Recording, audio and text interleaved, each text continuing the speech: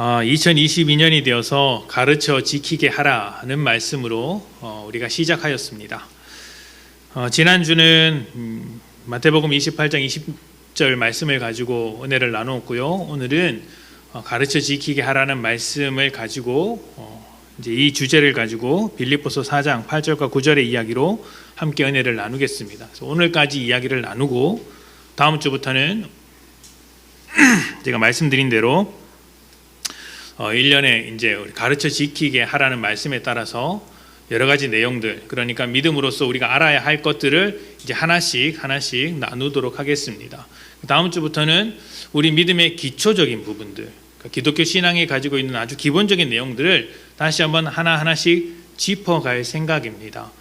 그래서 교회를 그동안 오랫동안 다니셔서 신앙생활을 오랫동안 하셔서 이러한 내용들을 익숙하게 접하신 분들은 이미 다 알고 있는 내용이기 때문에 이렇게 쉽게 받아들일 수 있으실 것 같고요.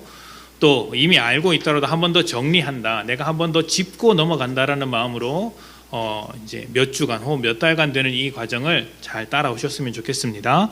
그리고 교회의 발걸음을 이제 처음 하셨다든지 아니면 내가 아직은 교회에서 무엇을 말하는지 정확하게 알기는 어렵다라고 하시는 분들은 이 시간을 통해서 믿음이라는 것이 이런 것이구나, 예수를 믿는다는 것이 이런 것을 품고 있구나, 교회라는 것이 이런 공동체구나라는 것을 잘 이해하는 시간이 되었으면 좋겠습니다. 그래서 아주 기본적인 것들 우리 첫 단추부터 하나씩 한번 만들어 가볼 테니까요, 잘 따라오시고 함께 은혜를 나누었으면 좋겠습니다.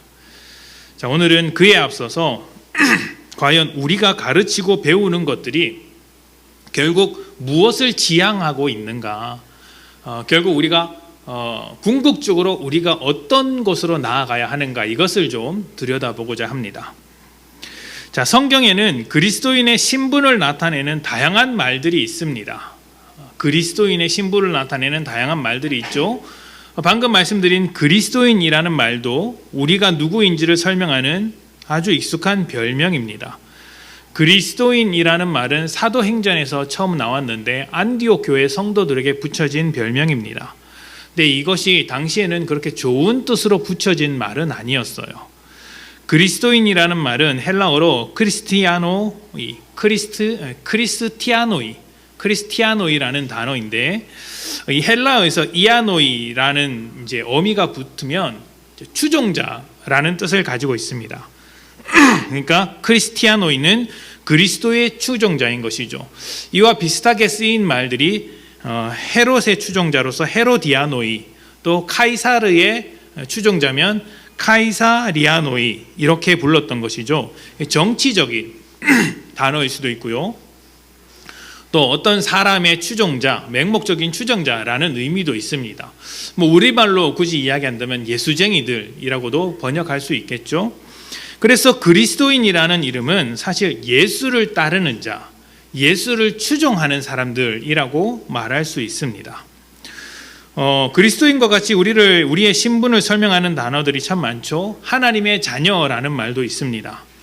자녀는 부모로부터 사랑을 받고 또 많은 것을 물려받죠. 그리고 무엇보다 부모를 닮습니다. 그것처럼 우리는 하나님의 사랑을 조건 없이 받고 또 하나님의 것을 유업으로 받습니다. 상속받죠. 그리고 하나님을 닮아가며 날마다 성장을 합니다. 그래서 우리가 어떤 존재이냐? 하나님의 자녀다, 이렇게 소개를 하죠. 또 하나님의 백성이라는 말도 있습니다. 백성이 왕의 통치를 받듯이 하나님의 백성들도 왕 대신 하나님의 통치를 받습니다.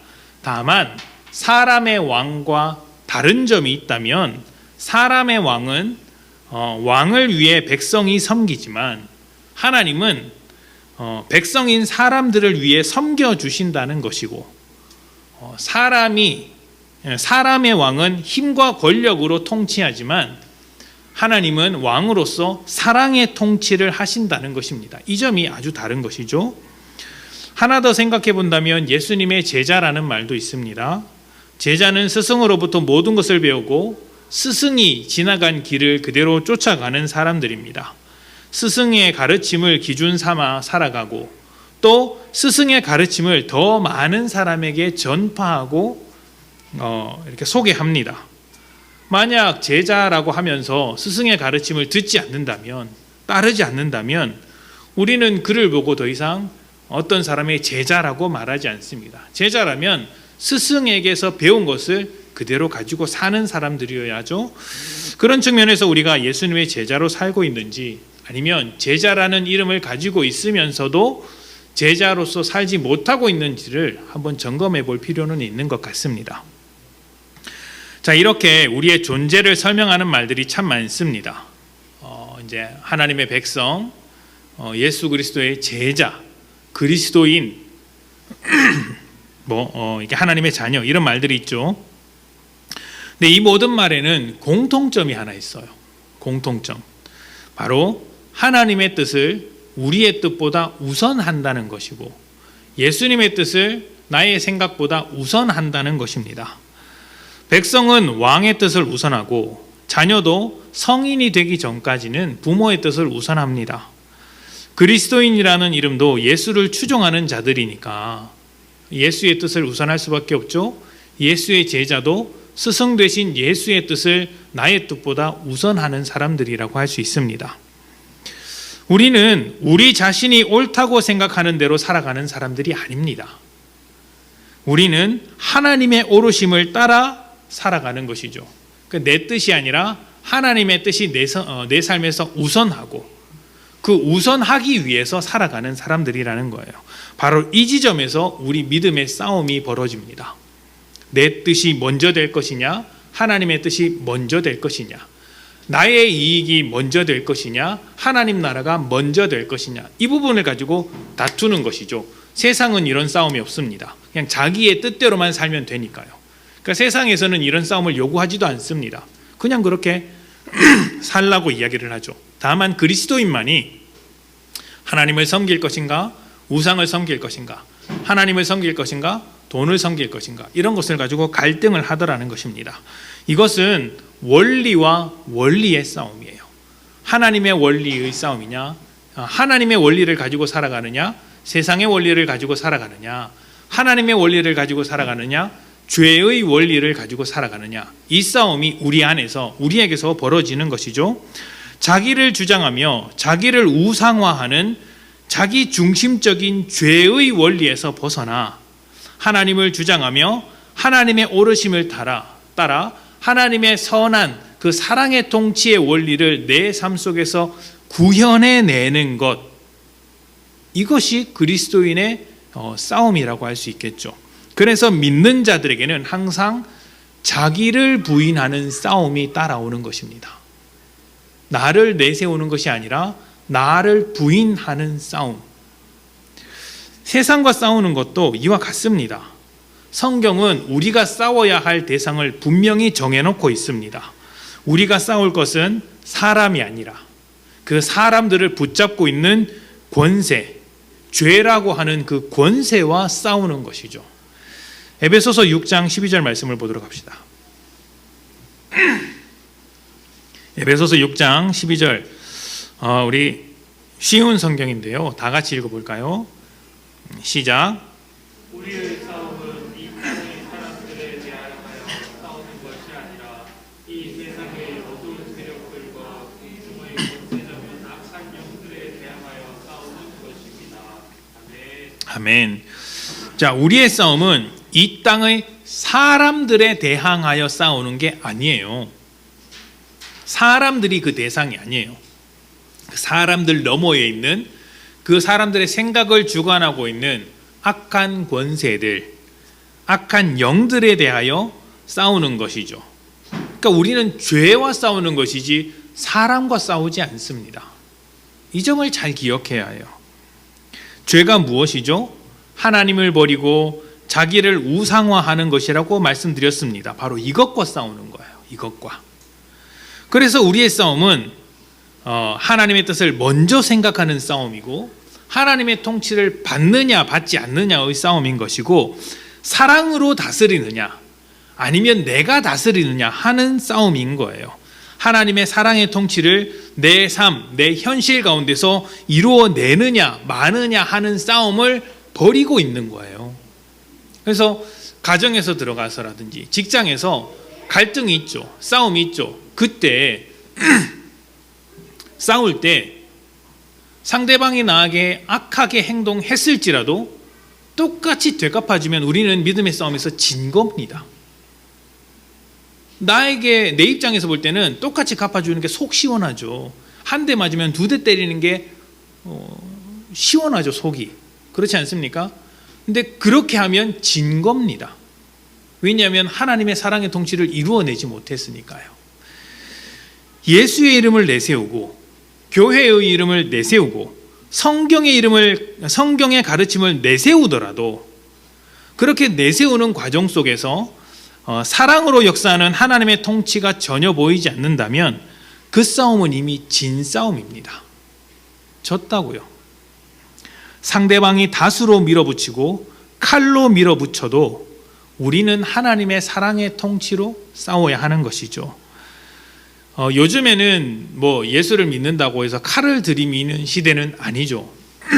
코로나가 되면서 조금 더 사람들의 눈치를 보고 있지만 그래도 이 성경이 쓰여진 당시처럼 뭐 예수를 믿는다고 해서 죽이는 시대는 아니지 않습니까? 그래서 이제 뭐 이렇게 돌에 맞거나 목숨을 걸지는 않지만 비슷한 일은 당하고 있죠. 손해를 보는 겁니다.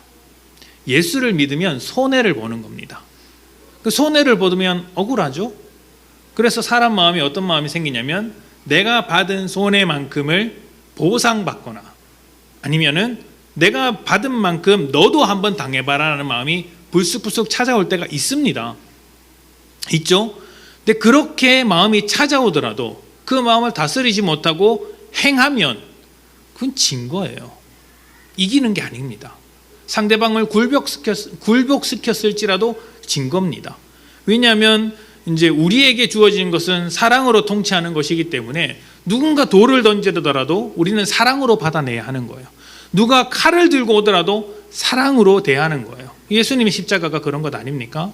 바리새인과 대제사장 로마가 연합해서 예수님을 십자가에 못 박혀 죽이려고 했고 칼을 들이밀고 창을 찔렀을 때 예수님께서 12군단도 더 되는 군대를 가지고 올 수 있었음에도 불구하고 대항해서 싸울 수 있었음에도 불구하고 그냥 죽으셨지 않습니까? 그냥 죽으셨어요. 바울은 스데반 집사는 사람들이 돌을 던질 때 피해서 아니면은 사람들을 모아서 대항할 수 있었으나 그냥 돌에 맞았습니다. 바울도 마찬가지죠. 사람들이 때리거나 죽이려고 했을 때 그냥 당했습니다. 칼을 휘두르면 그 칼에 맞는 거예요. 그게 우리가 하는 사랑의 통치의 방법이었던 것입니다. 그래서 항상 이 싸움의 끝에는 순교가 따라오는 겁니다. 손해가 따라오고 순교가 따라오는 것이죠. 칼을 내밀더라도 칼로 대항하지 않으니까 죽는 것밖에 더 있겠습니까? 그런데 요한계시록에 보면 그렇게 순교당한 자들을 승리자들로 묘사하고 있어요. 너희가 승리했다. 그리고 하나님 우편에서 기쁨을 누릴 것이다. 우리가 해야 하는 것이 무엇인지를 잘 생각해 보았으면 좋겠습니다. 하나님의 뜻대로 살아간다는 것이 무엇인가? 우리가 이 땅에서 완성해야 하는 것이 무엇인가? 하나님의 통치를 내 삶에 구현하는 것이고 그 통치는 결국 이제 사랑이더라는 것이죠. 그것을 우선하면서 살아가는 것이 그리스도인이라고 할 수 있습니다. 자기를 부인하고 하나님의 뜻대로 살아가야 하는 우리에게 가장 중요한 일은 아무래도 하나님의 뜻이 무엇인지 배우는 일이겠죠. 하나님의 뜻을 분별해야 하는데 하나님의 뜻이 무엇인지조차 모르면 어떻게 분별을 하고 어떻게 구별되어서 살겠습니까? 예수님께서 우리에게 가르쳐 지키게 하라고 말씀하신 것도 이 일이 우리에게 정말 중요한 일이기 때문이겠죠. 또 그렇게 했을 때 그 말씀을 지키며 살았을 때 우리의 삶이 하나님의 축복으로 가득해질 것이기 때문에 이렇게 요구하셨을 것입니다. 근데 우리가 잘 기억해야 하는 것이 있습니다. 하나님의 말씀을 잘 지키면 하나님께서 복을 추가로 더 주실 것이다 라는 게 아닙니다. 하나님의 말씀을 지키면 그 잘 지킨 대가로서 복이라는 것을 우리가 필요하거나 우리가 원했던 복이라는 것을 얹어 주실 것이다 이게 아니고 이 말이 아니고 하나님의 말씀을 지키는 것이 복인 거예요. 하나님의 말씀을 따라 사는 것이 복입니다. 세상은 아니죠. 자기 뜻대로 살아가는 것이 복된 것이다. 내가 얻고 싶은 것, 내가 하고 싶은 것을 하는 것이 훨씬 좋다라고 주장하지만 아닌 거예요. 그리스도인은 하나님의 뜻대로 살아가는 것 자체가 순교의 자리에 있을지라도 그렇게 사는 것 자체가 복이라는 것을 이해하고 있는 사람들인 거예요. 새로운 눈을 떴기 때문에 그 점을 이해하고 있는 것이죠. 이것을 분명히 기억하고 하나님의 뜻이 무엇인지 날마다 분별하는 여러분들이 되셨으면 좋겠습니다. 자, 오늘은 빌립보서 4장 8절부터 9절 말씀을 보는데요. 말씀을 좀 보도록 합시다. 빌립보서 4장 8절부터 9절. 끝으로 형제들아, 무엇에든지 참되며 무엇에든지 경건하며 무엇에든지 옳으며 무엇에든지 정결하며 무엇에든지 사랑받을 만하며 무엇에든지 칭찬받을 만하며 무슨 덕이 있든지 무슨 기림이 있든지 이것들을 생각하라. 너희는 내게 배우고 받고 듣고 본 바를 행하라. 그리하면 평강의 하나님이 너희와 함께 계시리라. 아멘. 자, 9절에 보면, 말씀을 그대로 띄워주세요. 9절에 보면 너희는 내게 배우고 받고 듣고 본 바를 행하라고 했습니다. 그러니까 무엇을 배우고 무엇을 받았고 무엇을 들었을까요? 앞에 있는 말씀들이겠죠.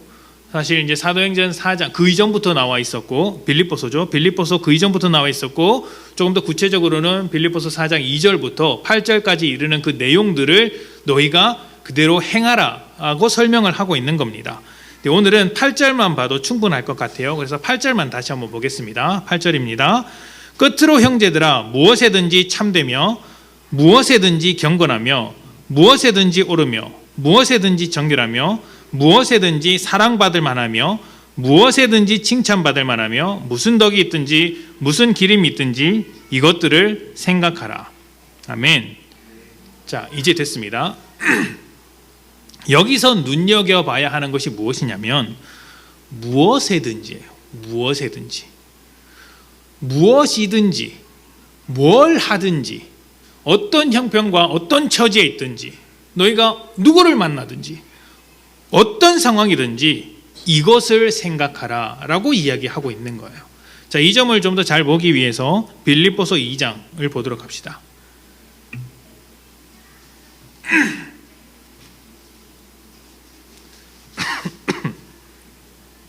빌립보서 2장 1절부터 5절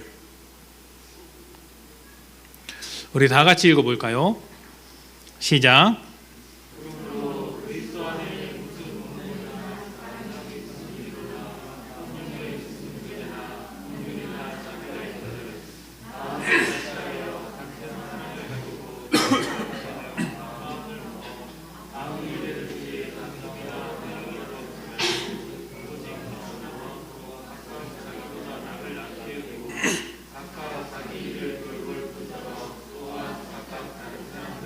여기까지.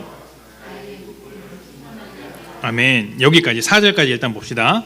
자, 그리스도 안에서 무슨 권면이나 사랑의 무슨 위로나 성령의 무슨 교제나 긍휼이나 자비가 있거든. 여기서도 무슨 일이 있거든 이렇게 설명을 하죠. 그러니까 이게 다 무슨 일입니까? 좋은 일이에요.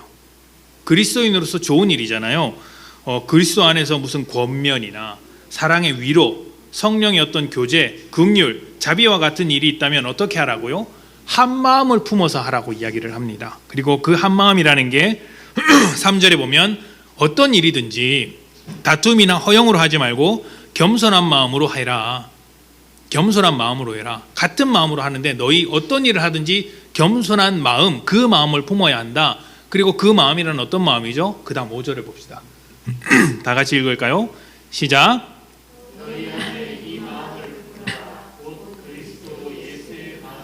아멘. 자, 이 마음을 품으라는 겁니다. 좋은 일을 할 때, 너희가 교회 안에서 무슨 일을 할 때 다툼이나 허영으로 하지 말고, 우리가 신앙생활 하면서도 그 마음이 좀 불순한 의도로 하는 경우가 있죠. 불순한 의도라고 하기엔 좀 뭐 그럴 수도 있겠지만 어찌됐든 뭐 개인적인 공명심이나 자기 이름을 좀 높이기 위해서 하는 일들도 있습니다. 근데 그렇게 하지 말고 진짜 예수의 마음을 품고 해라, 이렇게 이야기를 하고 있는 것이죠. 권면과 사랑의 위로나 성령의 교제나 긍휼이나 무슨 일에 있어서 어떤 일을 하든지 예수의 마음으로 해라. 근데 당연히 그렇습니다. 당연히 할만하죠. 예수의 마음을 품고 할만합니다. 좋은 일이니까요. 좋은 일을 하고 있잖아요. 그런데 지금 우리가 읽은 4장 8절의 말씀은 이 좋은 일에서 확장해서 어떤 일이든지 무슨 일이든지 좋은 일이든지 나쁜 일이든지 상관없이 이 예수의 마음을 품으라라고 이야기를 하고 있는 거예요. 어떤 상황과 어떤 환경에 있더라도 너희는 이것들을 생각하라. 예수님을 생각하라. 이렇게 이야기를 하고 있는 겁니다. 자, 경건한 일에 경건을 생각하고 옳은 일에 옳은 것을 생각하는 것은 어렵지 않습니다. 그런데 지금 바울이 우리에게 요구하고 있는 게 무엇이냐면요, 경건하지 못한 일에서 경건한 것을 찾아내고 옳지 못한 일에서 옳은 것을 찾아내는 눈을 가지라는 것입니다. 과연 이것이 가능할까요? 무엇이든지 사랑하는 것이 가능할까요? 부당하고 억울한 일을 당하고 있는데 그런 상황에서 사랑하는 것이 가능하겠습니까? 옳지 못한 일에 대해서 옳게 생각하는 것이 그리 쉬운 일은 아닐 것입니다. 어쩌면 바울이 우리에게 너무 무리한 요구를 하고 있는 것은 아닌가 생각되기도 하겠죠.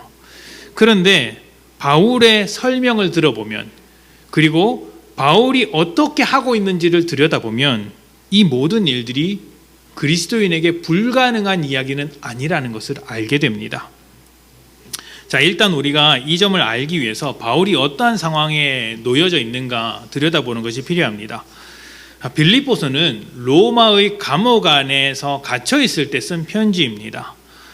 바울이 복음을 전하다가 체포를 당했는데 아마 그 당시 바울의 죄목은 사회 혼란죄였던 것으로 보입니다. 정확하게 어떤 죄명인지는 성경에 나오지 않지만 그럴 것이라고 충분히 예측할 수 있습니다.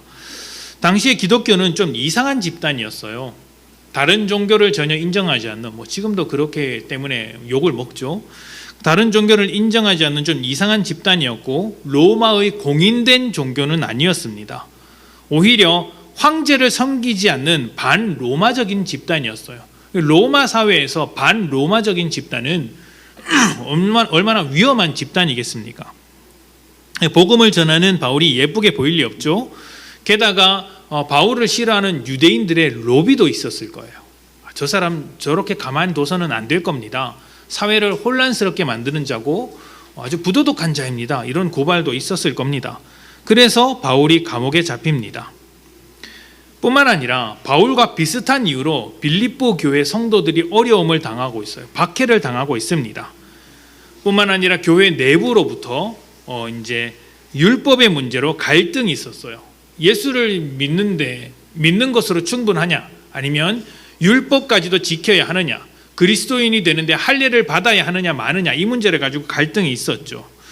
교회 안에서부터 시작된 분열, 그리고 외부로부터 오는 핍박, 이것에 쌓여 있는 빌립보 교회의 상황은 그렇게 만만한 상황이라고 볼 수 없습니다. 바울이나 빌립보 교회나 참 힘들고 억울한 시간을 보내고 있는 중이죠. 힘들고 억울할 때 사람들은 습관적으로 불만을 갖게 됩니다. 왜 내가 이런 일을 당해야 하는가? 이런 마음을 품죠. 근데 이건 너무 자연스러운 반응이에요. 억울한 일을 당했는데 웃고 있을 사람이 누가 있겠습니까? 자포자기하면 그제서야 웃죠. 근데 그것도 좋아서 웃는 게 아니라 허탈해서 웃는 거겠죠. 내가 정당하고 잘못한 일이 없는데 어려움을 당하게 되면 세상을 향한 불만, 사람에 대한 불만, 때로는 하나님에 대한 불만이 튀어나올 수밖에 없는 것입니다. 최근 들어 한국 사회를 규정하는 말 중에 분노사회라는 말이 있습니다. 사람들이 항상 날카롭고 분노에 가득 차 있다는 것이죠. 분노 조절 장애라는 말도 예전보다 훨씬 더 자주 들리는 것 같고, 분노 범죄도 날이 갈수록 증가하고 있습니다. 서울대 행복연구센터에서 조사한 바에 따르면 우리나라에 중증 이상의 울분을 느끼는 사람, 그러니까 울분을 느끼는 정도가 아주 심각한 사람의 비율이 전체 인구의 약 15% 정도가 된다고 합니다. 15%. 이 수치가 독일의 6배입니다. 아주 대단한 수치죠. 그런데 이 수치가 아주 심각한 중증도만 떼어낸 수치예요. 중증도만. 그러니까 어느 정도 위험한 수준에 있는 사람들까지 포함하면 이 숫자가 40%가 되는데, 앞에 있는 15%와 위험한 수준의 40%를 합치면 국민의 절반 이상, 약 55%가 항상 분노로부터 자유롭지 못한 삶을 살고 있다라고 이야기를 합니다. 그러니까 대한민국 국민은 대부분은 지금 분노로 가득 차 있는 거예요. 분노 사회라고 할 만하죠. 분노하는 이유가 어디 있을까요? 분석에 따르면 공정하지 못한 데서 온다고 합니다. 정당한 노력이 보상받지 못하는 것에서 분노하고 있는 것이죠. 특히 이런 분노는 젊은 층에게서부터 시작된다고 합니다. 더 두드러진다고 하죠. 40대보다 30대가 이 분노 수치가 훨씬 더 높고, 그 이하로 내려갈수록 정신건강 상태가 점점 나빠진다고 합니다. 아마 젊은 층이 생각하는 사회의 구조적인 모순과 불공정이 기성세대가 가지고 있는 생각보다 훨씬 더 크고 더 많이 체감하고 있다는 뜻이겠죠. 사회학자들은 이것을 해결하기 위해서 계층 간의 사다리를 복원해야 한다, 또 최선을 다한다면 기회가 생긴다라는 어떤 사회적인 공정성을 회복해야 한다라고 이야기를 합니다. 그게 맞는 말이죠. 우리도 다 이런 것들을 위해서 노력해야 합니다. 그래야 우리 사회의 분노가 줄어들겠죠. 그런데 그리스도인은 거기에다가 한 가지 시선을 더 가지고 있는 겁니다. 억울하고 답답한 환경 속에서도 또 다른 생각 하나를 가지고 있는 거예요. 그것이 바울이 아까 소개했던 예수의 마음이고, 또 다른 말로는 예수를 중심으로 우리가 늘 생각해야 하는 것들입니다. 자, 바울은 굉장히 억울한 상황 속에서 감옥에 갇혀 있습니다. 분노할 만하죠. 억울하니까요. 그런데 그가 생각한 것은 분노가 아니었습니다. 바울이 내게서 듣고 보고 배운 바를 행하라고 했지 않습니까? 그러니까 바울이 삶으로서 이것을 보여준 겁니다. 어떤 삶으로 보여줬는지 봅시다. 빌립보서 1장입니다. 빌립보서 1장 12절부터 14절 우리 다 같이 읽어볼까요? 시작. 형제들아,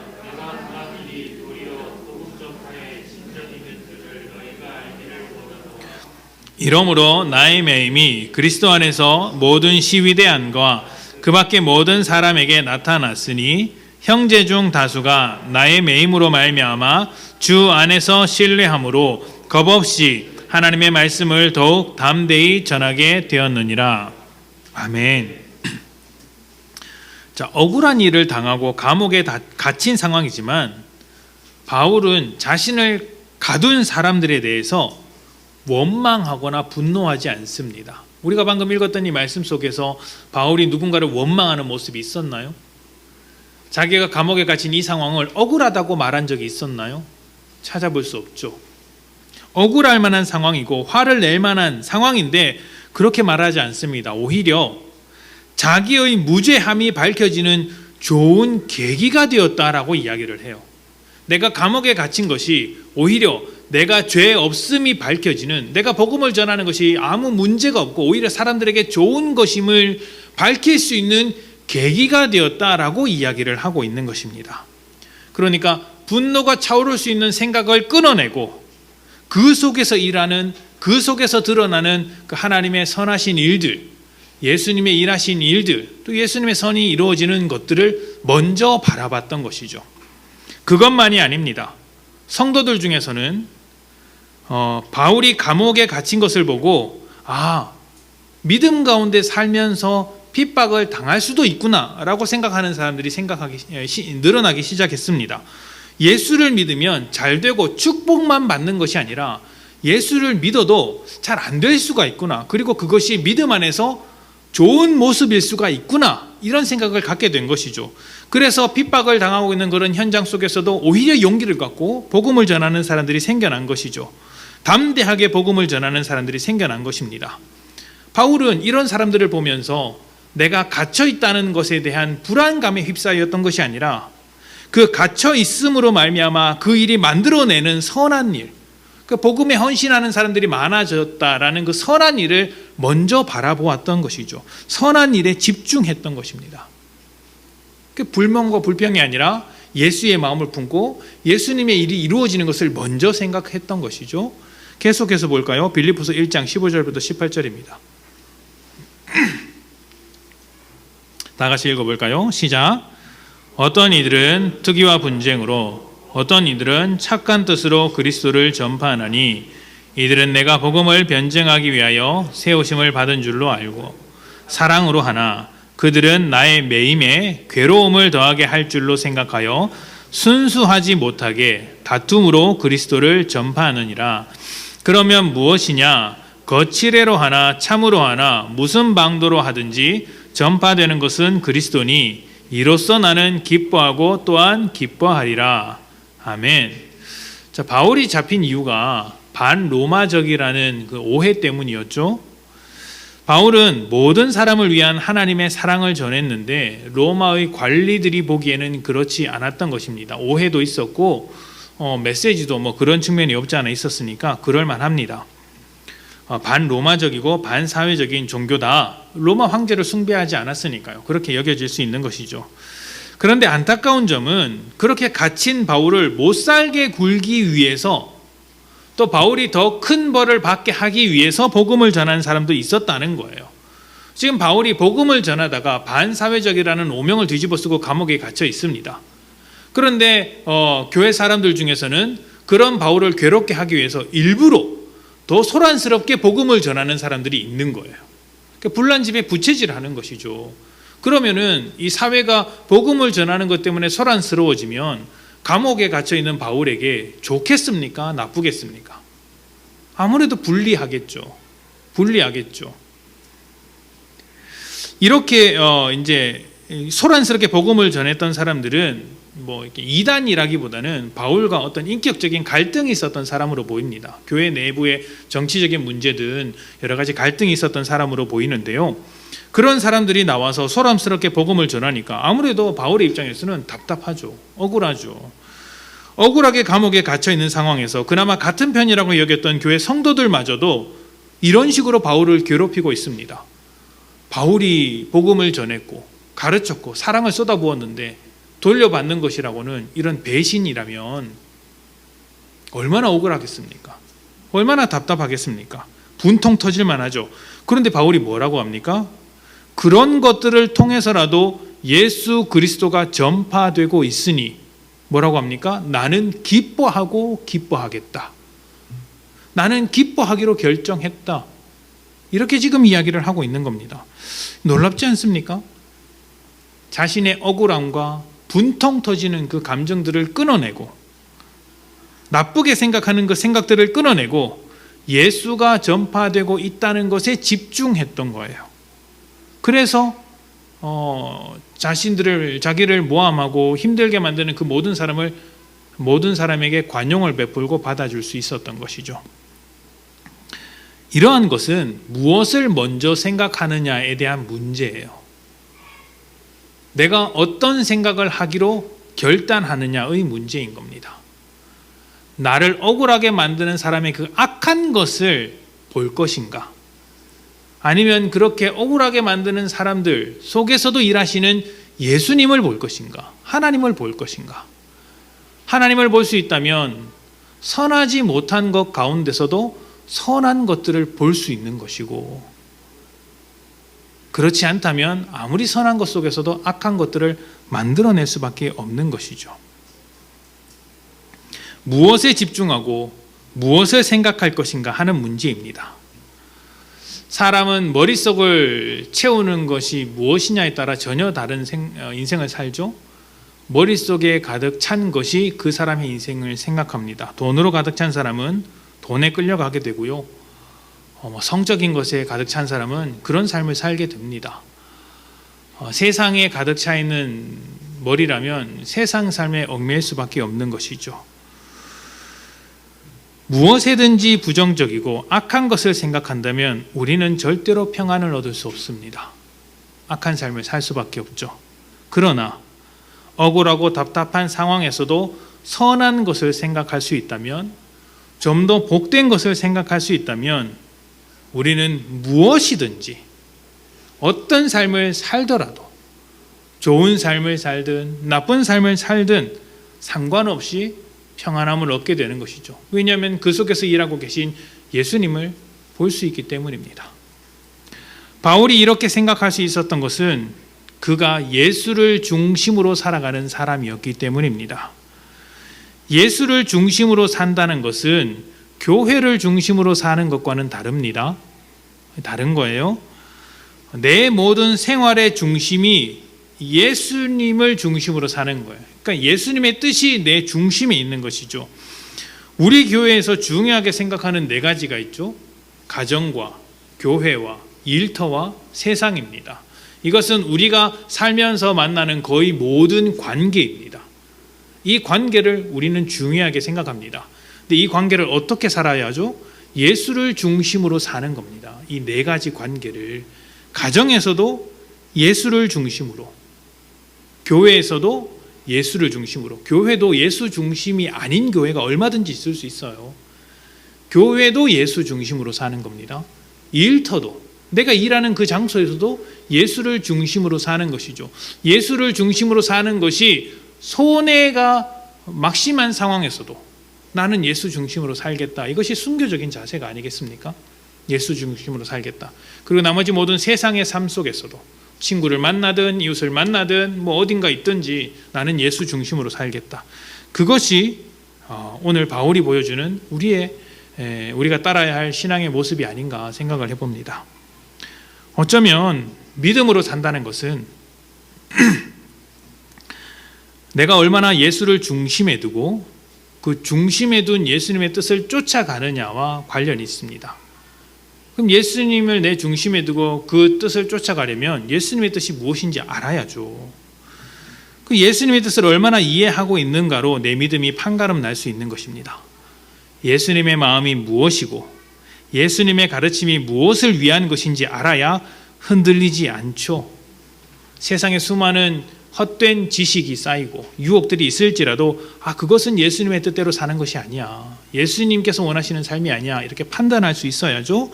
그래서 우리는 예수님의 뜻을 알고 그 뜻대로 분별할 수 있는 것입니다. 알지 못하는데 어떻게 살겠어요? 알지 못하는데도 예수의 뜻대로 살 수 있다는 건 거짓말입니다. 성경에서 믿음이라는 건 아는 것과 거의 동의어입니다. 아는 것과 믿음은 거의 같은 말이에요. 예수를 믿는다는 것은 예수의 뜻을 아는 것이고 하나님을 믿는다는 것은 하나님의 마음이 어떤 것인지를 아는 것입니다. 그것을 알면 그 뜻대로 분별하는 삶을 사는 것이죠.